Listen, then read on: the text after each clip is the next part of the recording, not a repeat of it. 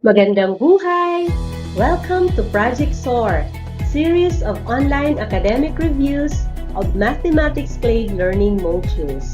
Huwag po natin kalimutang mag-subscribe, mag-like, at mag-share. Ang ating official YouTube channel ay MTM Channel at ang official Facebook page ay Math Team, Mathematics Teachers Association of Mandaluyong. Ang inyong magiging guro sa Mathematics Grade 5 Week 3 ay nagtapos ng Bachelor of Elementary Education sa Kabangkalan Catholic College, Kabangkalan Negros Occidental, Grade 5 Mathematics Teacher and MTAP Trainer, Mathematics Coordinator, Elementary Department of Andres Bonifacio Integrated School, Mrs. Josie C. Bongcalon. Thank you, Ma'am Mel, for the introduction. Good day, everyone. Welcome to Project SOAR, series of online academic reviews of Mathematics CLAID Learning Modules. I am Mrs. Josie Bongcalon of Andres Bonifacio Integrated School. Today, I will be your reviewer for CLAID Learning Modules in Mathematics 5, Quarter 2, Week 3. For this week's objective, at the end of the lesson, the learners are expected to solve routine and non-routine word problems involving addition and subtraction of decimal numbers, including money, using appropriate problem-solving strategies and tools. But before we go to our lesson, let us first explore some keywords and word clues to help us solve word problems.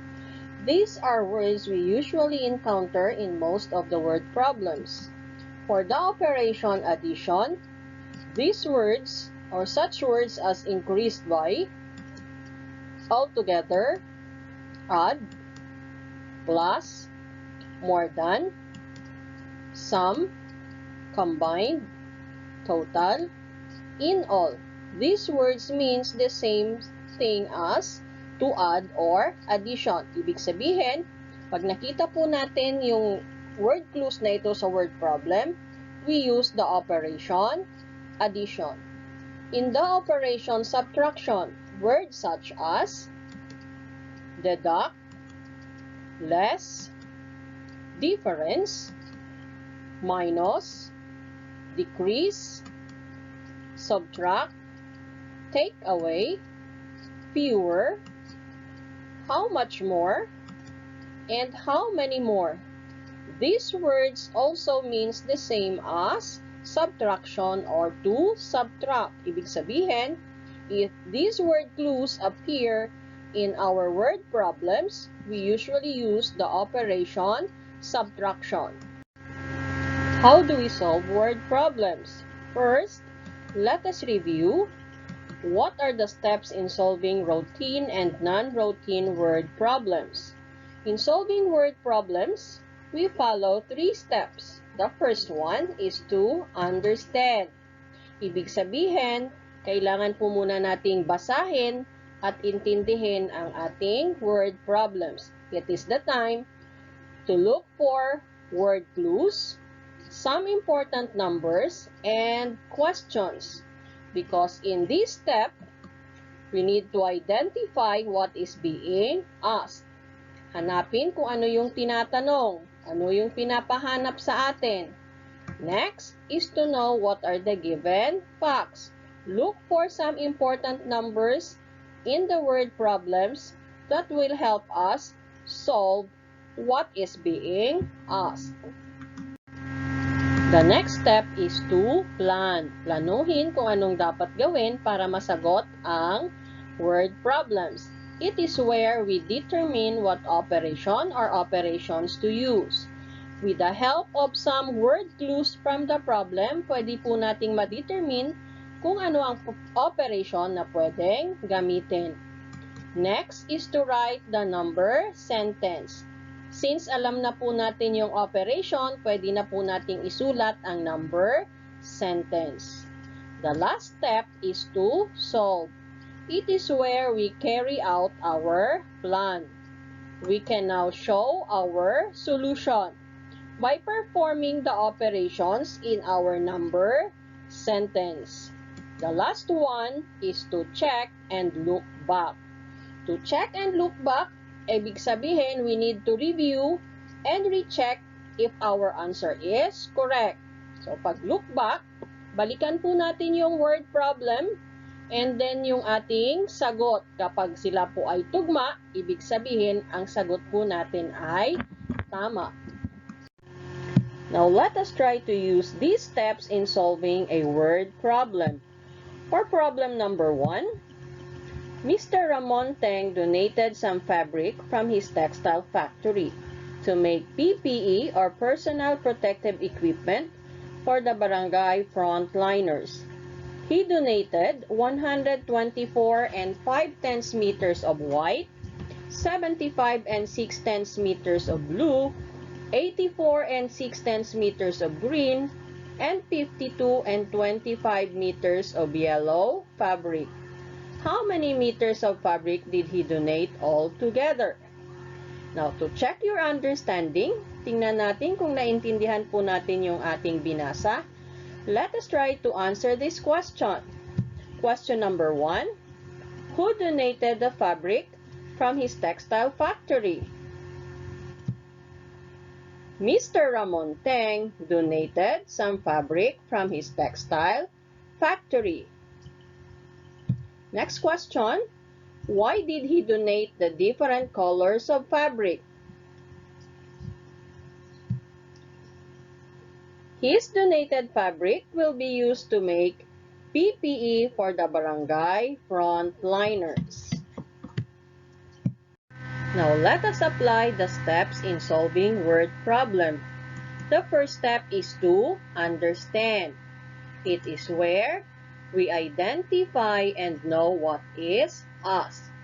Since the question is how many meters of fabric did he donate altogether, then we are asked to find the total number of meters of fabric that Mr. Teng donated in all. Next, know what are the given facts. What are the important numbers we have in the word problem? They are 124 and 5/10 meters of white fabric, 75 and 6/10 meters of blue, 84 and 6/10 meters of green, and 52 and 25/100 meters of yellow fabric. The next step is to plan. It is the time to look for word clues to determine what operation are we going to use. We are asked to find how many meters of fabric did he donate altogether. With the word clue altogether, we can say that addition is the operation needed to solve the word problem. Our word clue is the word altogether. Next is to write the number sentence. Since alam na po natin na ang gagamitin na operation ay addition, then we write 124 and 5/10 meters plus 75 and 6/10 meters plus 84 and 6/10 meters plus 52 and 25/100 meters equals N. Bakit N? Kasi hindi pa po natin alam ang sagot. Kailangan pa po natin itong hanapin. Our last step is to solve or to carry out our plan. And then show your solution. Always remember that when we add decimal numbers, we write them in column in such a way that the decimal points are aligned. And then, we add the same as whole numbers from right going to the left. So, 124 and 5/10 meters plus 75 and 6/10 meters plus 84 and 6/10 meters plus 52 and 25/100 meters Okay, let us add. So, since wala po tayong idadagdag sa 5, we bring down 5. And then we add 5 plus 6 is 11, plus 6 is 17, plus 2 is 19. So, we write 9, we regroup 1. 1 plus 4 is 5, plus 5 is 10, plus 4 is 14, plus 2 is 16. Again, we regroup 1. So 1 plus 2 is 3, plus 7 is 10, plus 8 is 18, plus 5 is 23. So we write 3 and then regroup 2. 2 plus 1 is equals to 3. 336 and 95 hundredths meters is the total number of meters of fabric that Mr. Teng donated in all. Since we already have solved for the answer, always check and look back. Maaari po nating basahin uli ang word problem. Let us review our plan and recheck our answer. Can you try to solve problem number 2? Problem number 2, Amanda was saving money to buy gift for her mother's birthday. She wants to buy a blouse worth 545 pesos and 45 centavos. If she saved 325 pesos and 25 centavos, how much more does she need? Now, let us apply the steps in solving word problem. Number 1, what is asked in the problem?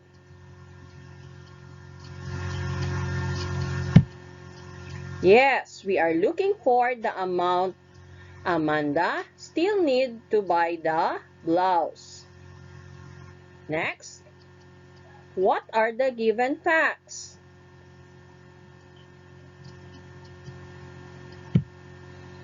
The important numbers or the given facts are 545 pesos and 25 centavos and 325 pesos and 25 centavos. Are your answers the same as mine? Then, very good. Next is to plan. So the next question is, what operation are you going to use? It is now the time to look for word clues to determine what operation are we going to use. Our operation is subtraction. Since we have the word clue, how much more? Next, how do we write the number sentence? Since our operation is subtraction, so we write 545 pesos and 45 centavos minus 325 pesos and 25 centavos equals N. Ganon din ba ang sagot nyo? Tulad ng sagot ko? Then very good. Ibig sabihin, naintindihan natin ang steps in solving word problem. So our last step is to solve and show your solution. So again, remember that when we write the decimal numbers in column, the decimal point are aligned. And then subtract from right going to the left. So, 545 pesos and 45 centavos minus 325 pesos and 25 centavos. So, 5 minus 5 is 0. 4 minus 2 is 2. And then, copy the decimal point. 5 minus 5 is 0. 4 minus 2 is 2. 5 minus 3 is 2. Then, 220 pesos and 20 centavos is the amount Amanda still need to buy her mother's gift. Tama din ba ang inyong sagot? Then very good. Alam na natin kung paano i-apply ang steps in solving word problem. Dahil mayroon na tayong sagot, anong dapat na sunod na gagawin? Yes, we need to check and look back. We read again the word problem. Let us review our plan and then recheck our answer. For problem number 3, let us try to answer an example of a non-routine problem. Mang Pedro walked around the park twice as his morning exercise. It took him 19 and 5/10 minutes to walk the first round. In the second round, it took him 6 and 3/10 fewer minutes than he did the first round. How long did Mang Pedro take to complete his walk altogether? To understand, let us answer what is asked. So we are asked, how long did Mang Pedro take to complete his walk altogether? So let us try to find the number of minutes Mang Pedro take to complete his walk altogether. Next, know what are the given facts. What are the important numbers in the problem? We have 19 and 5/10 minutes and 6 and 3/10 fewer minutes. The next step is to plan. It is where we determine what operation or operation to be used. So since Mang Pedro walked around the park twice, it took him 19 and 5/10 minutes on his first round. But on the second round, it took him 6 and 3/10 fewer than the first round. So ibig sabihin, yung pangalawa niya, dahil may word clue tayo na fewer, ibig sabihin, ang gagamitin po natin ay subtraction. This is to determine the number of minutes Mang Pedro took in the second round. Our word clue is fewer. But we are asked to find how long did Mang Pedro take to complete his walk altogether. So kung ilan lahat, mula sa una at saka sa pangalawa. Dahil ang ating word clue ay altogether, we are going to use addition to determine the total number of minutes it took Mang Pedro to complete his walk altogether. So our word clue, altogether. So ibig sabihin, in this word problem, we need to use two operations, subtraction and addition. So since mayroon na po tayong operation, pwede na natin isulat ang ating number sentence. So write the number sentence. So we write 19 and 5/10 minutes plus 19 and 5/10 minutes minus 6 and 3/10 minutes. Ito po yung second round ni Mang Pedro is equals N. To solve and carry out the plan, another way of showing your solution is you can construct a model to represent the problem.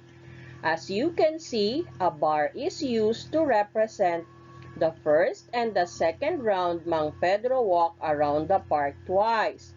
On the first round, Mang Pedro walked 19 and 5/10 minutes. But on the second round, mas maigsi ang kanyang nilakad because it is 6 and 3/10 minutes fewer than the first round. Para makuha po natin yung time para sa second round, we subtract 19 and 5/10 minutes minus 6 and 3/10 minutes. Again, always remember that when we write the decimal numbers in column, the decimal points are aligned. And then we subtract. 5 minus 3 is 2. copy the decimal point. 9 minus 6 is 3, and then we bring down 1. It took 13 and 2/10 minutes for Mang Pedro to walk for the second round. To get the total number of minutes it took Mang Pedro to complete his walk, we need to add the first and the second round. Then we add 19 and 5/10 minutes plus 13 and 2/10 minutes. So, copy the decimal point. 5 plus 2 is 7. 9 plus 3 is 12. We regroup 1. 1 plus 1 plus 1 is equals 3. Then, it is 32 and 7/10 minutes, the total number of minutes it took Mang Pedro to complete his. After getting the answer, don't forget to always check and look back. Review and recheck your answer. Can you try to solve problem number 4?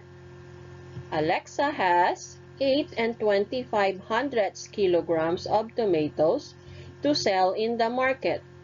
In the morning, he sold 4 and 75/100 kilograms of tomatoes, while he sold 2 and 25/100 kilograms of tomatoes in the afternoon.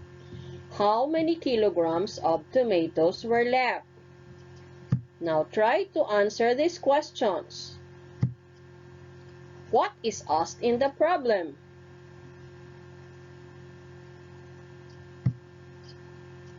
Yes, we are looking for the number of kilograms of tomatoes were left. What are the given facts? We have 8 and 25/100 kilograms, 4 and 75/100 kilograms, and 2 and 25/100 kilograms of tomatoes. Next is to plan. Try to answer this question. What operation are you going to use? The operation needed to solve the problem is addition and subtraction. Addition to determine the total number of kilograms of tomatoes sold in the morning and in the afternoon. And subtraction to determine the number of kilograms of tomatoes left. Next, write the number sentence. How do you write the number sentence? 8 and 25/100 kilograms minus 4 and 75/100 kilograms plus 2 and 25/100 kilograms. These are the number of kilograms sold in the morning and in the afternoon. Equals N. Tama din ba ang inyong sagot? Very good.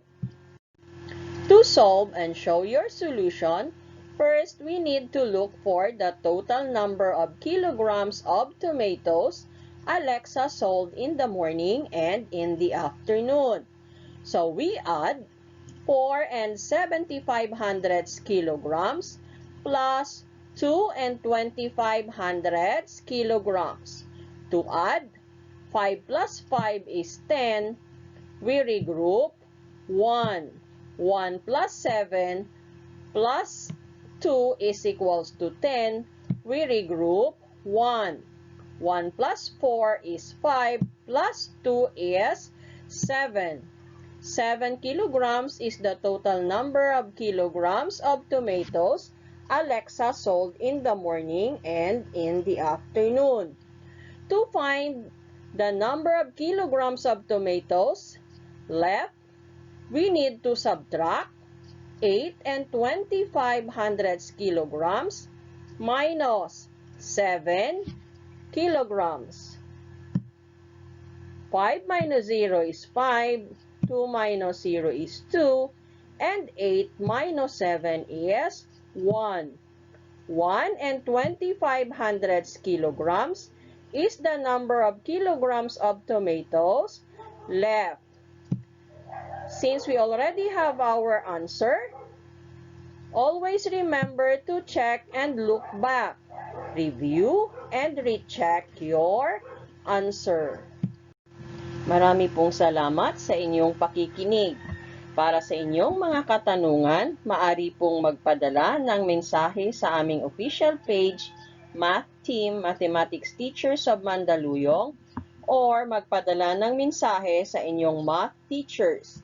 Sa muli, ito po si Teacher Josie na nagsasabing, Math-sayang Math-aral, tayo ng Math-tuto upang maging math talino.